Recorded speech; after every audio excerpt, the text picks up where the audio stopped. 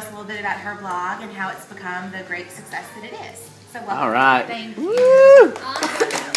Okay, so I want this to be more conversational than like me talking at y'all. So if you have a question, then just ask. But I'm going to start at the beginning and then touch on different aspects of the blog that I think I might be interested in. So Todd and I got engaged in the spring of 2007, and we went to an engagement party. And I ran into a bunch of old friends that I hadn't seen in a long time, and they all had little family blogs, and they'd already had kids, and they were updating everybody on their kids. And I thought, hey, we'll start a little blog. I mean, there was no thought put into it whatsoever about whether or not I wanted to do this. I was just like, I can start a blog. I didn't have a clue what we would write about. I thought we might just say, this is what we did this weekend, and this is what we're doing this week. I mean, it was just more as a way to keep people updated on us as we were engaged and planning the wedding. The original URL for the blog was Aiken Carroll, my maiden name, and his last name, aikencarroll.blogspot.com. And the name of the blog was Erin and Todd. I mean, it was so just like, this works. It's just what we're going to call our blog. So I updated once a week. In a few months, there were only like 4 posts a month.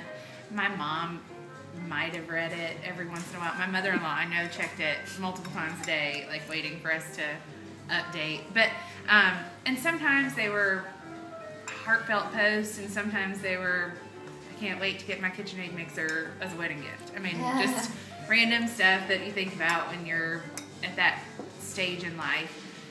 And so I started reading a bunch of other wedding blogs, and I would comment on some of those, like big wedding blogs, like Style Me Pretty and like Southern Weddings. And I submitted a wedding inspiration board. At the time, I was planning events at USC, so I was really into event planning. So I submitted a wedding inspiration board to this big blog, and she posted it on her blog and linked back to mine.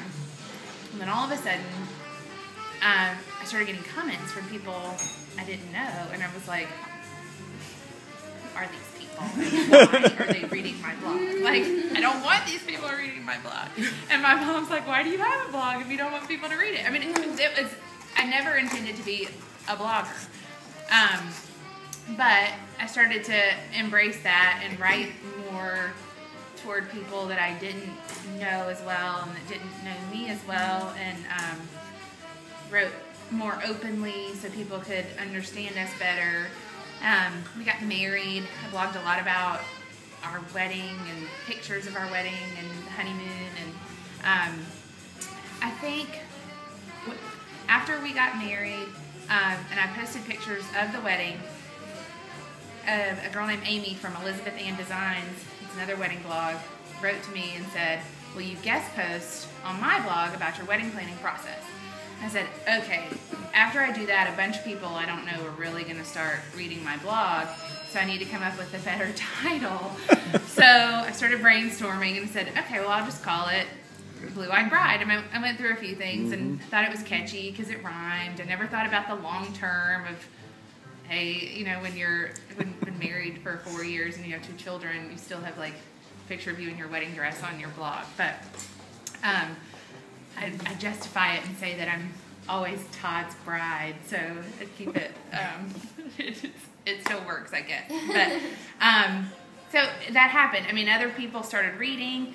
Amy made me a continuing guest poster, and I posted once a week on their blog, and so traffic started coming that way. I started reading more blogs, and there were a bunch of bloggers that I found that got married that same summer, and so I established online relationships with them, and it really helped because when I would leave a comment on a blog, I would see the same names of people whose blogs I read listed in the comments section, and everybody just kind of made the rounds, and it was a really good sense of community. And that was back in 2008, but I